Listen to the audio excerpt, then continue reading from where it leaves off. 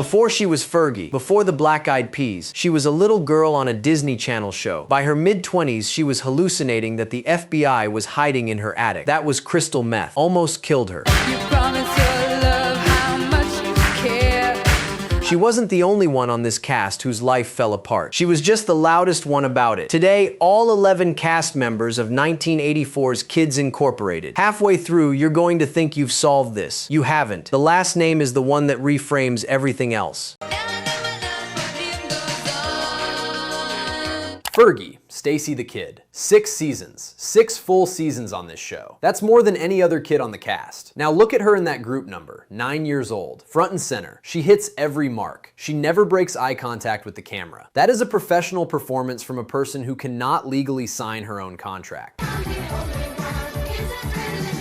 15 years later, that same person is convinced the FBI is hiding in her attic. That was crystal methamphetamine, around $900 a week. She lost 25 pounds off a body that was already small. She was hallucinating so consistently, she thought she was being surveilled by 2 separate federal agencies at the same time. She has said in interviews since that some nights she prayed to die in her sleep. It was the first video that I shot for this album and visual experience. Wild Orchid was still touring during most of that. Nobody in the audience noticed. Not her label, not her bandmates, not her own family. Everything you know about Fergie, the Black Eyed Peas, the Grammy, the Super Bowl, happened after she pulled herself back from that. A kid on Disney. A career that looks fine. A private life underneath it that isn't. Jennifer Love Hewitt, Robin. Jennifer Love Hewitt has been on American primetime television every single year since 1994. Not almost every year without a break. Party of 5, I Know What You Did Last Summer, Ghost Whisperer, 911 right now, this current season, 5 nights a week in reruns. Almost nobody remembers where she actually started. It was Kids Incorporated. She was 10 years old. Here is a photograph of her from that first season. Look at that face for a second. That is the face of the most viciously body-shamed woman in all of Hollywood in the 2000s. The tabloid covers screaming about her weight were photographs of her on a beach vacation. She was 5'2" and 130 pounds. That is a healthy young woman. Grocery stores across America stacked those covers next to the checkout line for months. Ask for it. Yes, we're not allowed to ask them if they want it, but they can ask us for it. Is that something that's real? I mean, I don't know. Is it? I just point. And say a little help. No, I don't. They do too, which is so weird. She has said publicly that she looks back at photos of herself at 22 now and cannot recognize the girl she was. In very sexy outfits. Yes, I do. Yeah. Is that part of the character? Is to attract the dead, you need to really sex it up, you know? No, it's part of ratings. That is what that I understand. Yes, no. Well, you know, you have to give the 14-year-old boys in America something to watch. Besides just me talking to dead people, that's not interesting So there's to a them at all. spiritual message behind the show, and then there's another part of the show that's like, hey, fellas. That is a specific kind of grief. It is the grief of watching a version of yourself get destroyed publicly by people who never met you. The top was too revealing and you'd be talking to a ghost child. And I'd be like, oh, you cute, you know, and then there's these things, and that's not. 2 women, 2 completely different wounds. And this is only the second. Mario Lopez, 1 season. A curveball, and honestly, a relief. You know Mario Lopez as AC Slater from Saved by the Bell? Yeah, I'm wearing it. I'm wearing it. No. Oh my gosh. What he does not usually mention is that he was on Kids Incorporated 2 years before that, in 1986, for exactly 1 season. You got a girl who takes her time, must slow the pace, you can't mess with the line. Do this. Actually, do this. Pull up an episode of Kids Incorporated from that year and try to find him in the frame. He is barely in it. He dances a little, he drums a little, he sings backup once, maybe twice. The show honestly did not know what to do with him. Here's my view on that. Whenever I'm getting any kind of pleasure, I don't feel guilty about it. Won't he do it?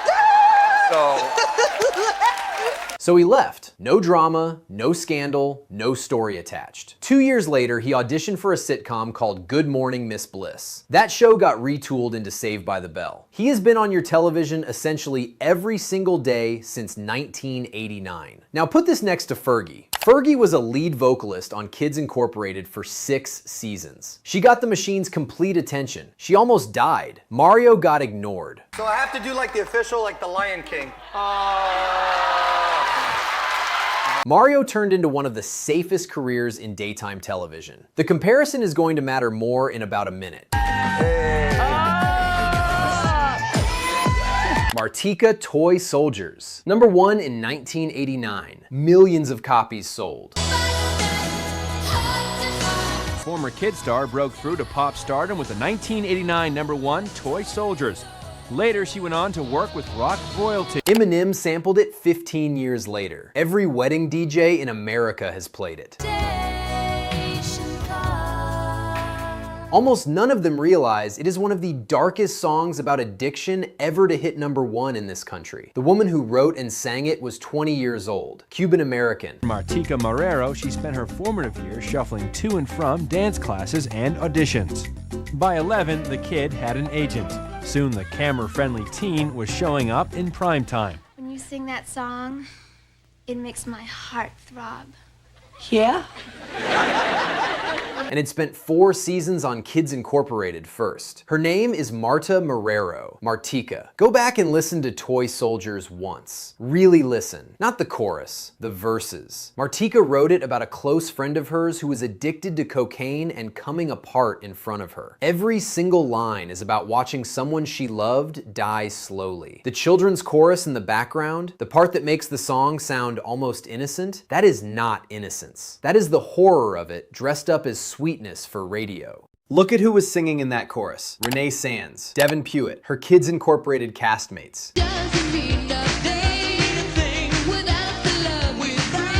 Oh yes, Fergie's definitely singing on that. You know, she and I grew up on Kids Incorporated together, our TV show, and so when I needed some kids, I had just the right friends to call, my musical buddies from back in the day.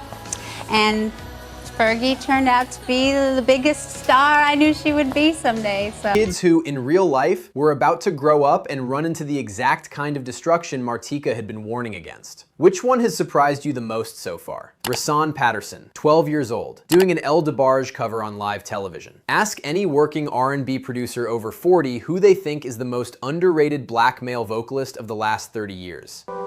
Maybe I'm a hero, maybe I'm a clown. Rahsaan Patterson is on that list, near the very top of it. Every music writer who reviews his album says the same thing. He should have been much, much bigger than he is. He isn't. The reason has nothing to do with talent. After Kids Incorporated, Rahsaan quietly became one of the most respected R&B songwriters of the 1990s. He wrote for Brandy. He wrote for Tevin Campbell. He released his first solo album in 1997 and has kept putting them out ever since. Cult followed, critically adored, never mainstream. Younger cats now who can just be themselves.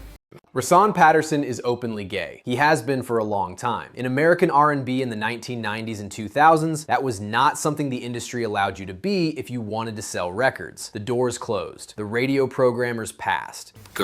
Singers out there, you know, who are queer, proud, doing the thing, you know? And lucky for them, they didn't have to go through what I went through. He kept working anyway. So this is not just what happened to the women on this cast. It is something much, much bigger than that. Renee Sands. This is the name that has been sitting quietly under this entire investigation. Renee Sands. 4 seasons on Kids Incorporated. Left in 1987. That children's chorus on Toy Soldiers is her. The girl group Fergie joined after Kids Incorporated. Wild Orchid. Renee co-founded it. The 3rd member of Wild Orchid was Renee's best friend from high school. That means Renee was in the studio for Martika's warning song about addiction. And a decade later, she was in the touring van with Fergie while Fergie was addicted to crystal meth and hallucinating that federal agents were watching her sleep. She was in the room for both. There is a whole story from the inside of this cast that has never been told. Renee Sands is the only person who could tell it in full. She has never said a word. Everyone else here either sold their story, hid, or vanished. Renee did none of those things. She stayed present. She stayed working. She just refused to talk. In 2021, she sang the theme song for a Disney Junior show called Chicken Squad. She started at Disney. She is still there today. Eric Balfour. Claire's toe-sucking boyfriend Gabe on 6 Feet Under. Milo Pressman on 24. Duke Crocker on Haven for 5 full seasons on Sci-Fi. Same actor, all 3 roles. Most people don't put it together. That actor was on Kids Incorporated in 1991. He was 14 years old. He was there for 1 single season and then he left. No fanfare. Anymore, my brain is driving me crazy. Eric Balfour is the second name on this cast whose life did not fall apart afterward. The first was Mario Lopez. Now watch what those two have in common. They were the two the show barely used. They stayed at the edge of the frame, they left early, they were never the leads. They were never the marketing face. They did not, in industry terms, get the machine's full attention. Fergie did. Martika did. Jennifer Love Hewitt did. Rahsaan Patterson did. Every single person on this cast who got fully processed by the machine came out of it damaged. Every single person the machine ignored came out fine. That is not a coincidence. That is starting to look like the shape of an actual rule that the industry is running on. Ryan Lambert. This is the name that breaks the rule we just built. Ryan Lambert. 3 seasons on Kids Incorporated. And that is not where you know him from. You know him as Rudy, the switchblade-carrying, cigarette-smoking greaser in the Monster Squad. Shane Black co-wrote it, Fred Dekker directed it. If you saw the Monster Squad in a theater in 1987, you never forgot Rudy. Wolfman's got nards. That whole scene lives permanently in your head. Now stop for a second. Ryan Lambert was at the center of 2 shows. Kids Incorporated for 3 years, the Monster Squad as a lead, the Child Star System, the pop music promotion cycle,